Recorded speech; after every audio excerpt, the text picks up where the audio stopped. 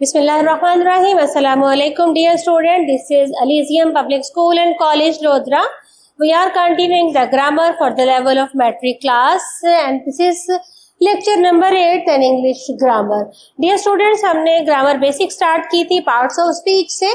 हमने nouns पढ़े हैं, pronoun पढ़े हैं, adjectives पढ़े हैं, इन सब की definitions और इनकी मुख्तलिफ kinds और आगे चले हैं. आज हम इंग्लिश ग्रामर के सबसे important part of speech verb पढ़ेंगे. डियर स्टूडेंट्स, अगर आपको वर्ब्स नहीं आते, आप किसी भी सूरत में इंग्लिश ग्रामर, इंग्लिश लैंग्वेज को टच नहीं कर सकते हो, एक्सप्लिकेट नहीं कर सकते हो. आप ये कह सकते हो कि वर्ब्स जो है ये backbone of the English grammar है. अगर आपको वर्ब्स नहीं आते, आप उसके फर्स्ट सेकंड थर्ड फॉर्म्स बनानी नहीं आती, तो आप कभी भी ना तो अपनी बुक का उर्दू ट्रांसलेशन कर सकते हो, ना ही उर्दू सेंटेंसेस को इंग्लिश में कन्वर्ट कर सकते हो. तो आज हम backbone of the English grammar, the most important part of speech, verb को स्टार्ट करेंगे और वर्ब की मुख्तलिफ फॉर्म्स को करेंगे.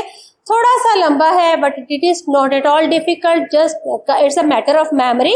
अगर आप उसको अपनी मेमोरी में सेव कर लेते हो तो it's quite easy. Let us start the verb. The word which relates being, having, doing, action और state. Action या states की तीन forms है. being है, having है, doing है. आप हो, आप कुछ रख रहे हो, आप कुछ कर रहे हो. सिंपल वर्ड्स में वन क्लास में हम बताते हैं कि doing words are called action. आपका काम करना, आपका बोलना, उठना, बैठना, सोना, जागना, चलना, लिखना, पढ़ना, बात करना, पोजीशन रखना, दे आर ऑल वर्ब्स. और वर्ब्स की अब मोर एक्सप्लिकेशन हम करते हैं. The word which relates being, होने का, having कुछ रखने का, doing कुछ करने का. action अगर आप करते हो तब भी वो verb है. अगर वो state है आपकी being, having या doing की, तो तब भी वो verb है. action words या verbs को कहते हैं. for example मैं अभी आप Ali is a student, Ali का being, अली है, अली की being state है तो ये verb being का है is. we have a horse, have having की है, possession की है. We have a horse, हमारे पास एक घोड़ा है, ये having verb है. They are playing cricket, वो play कर रहे हैं, ये doing verb है, काम कर रहे हैं. Star looks bright, star की state है, वो नजर आ रहे हैं bright. तो ये being, having, doing, state और action is called verb. Kinds of verbs पे आते हैं. अमूमन काइंड ऑफ वर्ब्स को हम लोगों ने इतना टच नहीं किया होता छोटी क्लासेस में, तो बड़ी क्लासेस में भी जाके हमें लग रहा होता है कि सिर्फ फॉर्म्स ऑफ वर्ब्स होती हैं, काइंड्स ऑफ वर्ब नहीं होती. डियर स्टूडेंट्स, वर्ब्स की डिफरेंट काइंड्स होती हैं और अब चूंकि 9th और 10th की बुक की एक्सरसाइज में ग्रामर बहुत ज्यादा है तो आपको इसको केयरफुली देखना है. Principal verb, main verb which can show 3 states. Main verb जो 3 हालतें या 3 जमाने बना सकता है उसको हम प्रिंसिपल वर्ब कहते हैं. और एक्चुअली यही वो वर्ब है जिसे हम वर्ब समझते हैं. सही फॉर्म में वो 3 स्टेट्स कौन सी बनाता है? वो प्रेजेंट टेंस बना सकता है, वो गुजरा हुआ पास्ट बना सकता है, वो आने वाला फ्यूचर बना सकता है, वो परफेक्ट पार्टिसिपल बना सकता है, प्रेजेंट है, पास्ट है, पास्ट पार्टिसिपल है, लिव, लिव्ड एंड लिव्ड. ये प्रिंसिपल वर्ब है जिसकी हम फर्स्ट, सेकंड, थर्ड और फोर्थ फॉर्म बनाते हैं. उसके बाद ऑक्सिलरी वर्ब या हेल्पिंग वर्ब्स होते हैं. सबसे कॉमन यूज करते हैं, क्लास प्रेप से हम इज एम आर का यूज करना स्टार्ट कर देते हैं, लेकिन हम उसको वर्ब समझते नहीं हैं. ऑक्सिलरी वर्ब्स हैं the words used before the main verb. Main verb से पहले ये वर्ब यूज होते हैं as a helper to clarify the meaning. उस वर्ब के मीनिंग को क्लेरिफाई करने में ये हेल्पर होते हैं, मददगार होते हैं. मोस्ट कॉमन यूज है इसमें. सबसे पहला स्टेट जो है ऑक्सिलरी वर्ब का बी है, यानी is, am, are, do, did, was, were, been, being, will, shall, would, can, could, may, might, must and ought.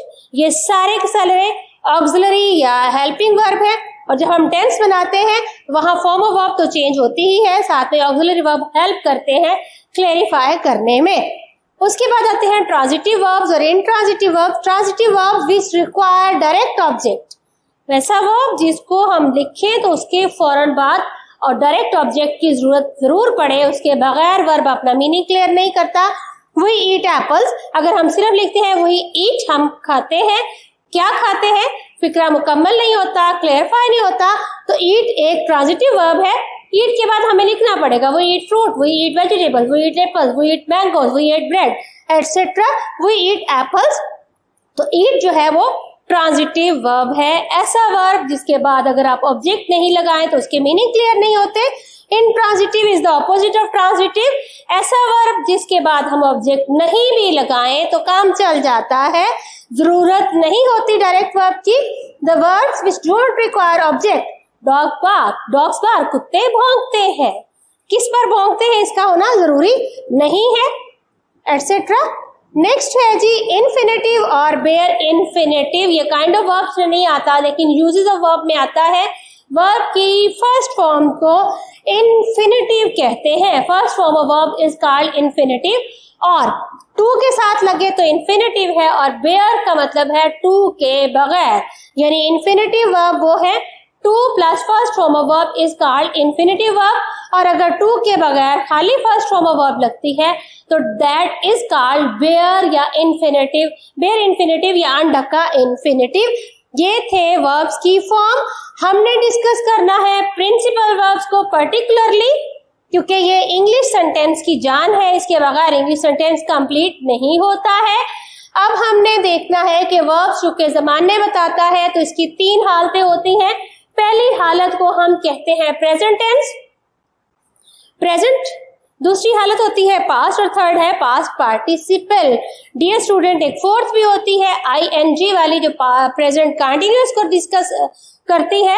हम उसको ज्यादा डिटेल में डिस्कस नहीं करेंगे क्योंकि उसके बनाने का सिर्फ एक असूल है, फर्स्ट फॉर्म के साथ ING लगा दे तो वो कंटिन्यूअस फॉर्म बन जाती है। अब हमने डिस्कस करना है कि प्रेजेंट, पास्ट और पास्ट पार्टिसिपल के लिए रूल्स क्या है, वर्ब की फर्स्ट फॉर्म को, प्रेजेंट फॉर्म को पास्ट और पास्ट पार्टिसिपल में कैसे कन्वर्ट करते हैं। जिस तरह नंबर्स के, एडजेक्टिव्स के रूल्स थे, बिल्कुल वैसे ही वर्ब के रूल है। तो first rule, all three forms are alike. कुछ वर्ब्स ऐसे हैं, बहुत थोड़े से हैं, जिनकी first, second, third form same होती है। आपको उसके साथ ED कुछ भी ऐड नहीं करना पड़ता। मैंने वो सारे वर्ब्स लिख दी हैं, आपको इनको सेपरेटली याद करने हैं। Bet, bust, cast, cost, cut, hit, hurt, let, put, set, shed, shut, spread, sweat, thrust और रेड, रीड, रेड। ये वो वर्ब्स हैं जिनकी first form, second form, third form same है। फोर्थ फॉर्म बनानी है तो ING लगाना पड़ेगा, यानी आपने इसे किसी भी टेंस में इस्तेमाल करना है तो इनके स्पेलिंग में कोई चेंज नहीं आएगी। हाँ, ऑक्सिलरी वर्ब या हेल्पिंग वर्ब जमाने के लिहाज से बदल जाएंगे। नंबर 2 रूल, वाई से पहले कॉन्सोनेंट। ये हमें नंबर्स में भी काम आया है, जिरेंट से भी रूल काम आया है, एडजेक्टिव में भी आया है। अगर किसी वर्ब के लास्ट में लेटर Y है और Y से पहले कॉन्सोनेंट है तो हम एज यूजुअल Y को I से चेंज करते चले आ रहे थे।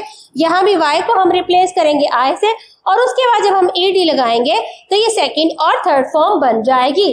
For example, apply, last word letter is Y, before Y is a consonant L, we will replace Y with I, APPLIED।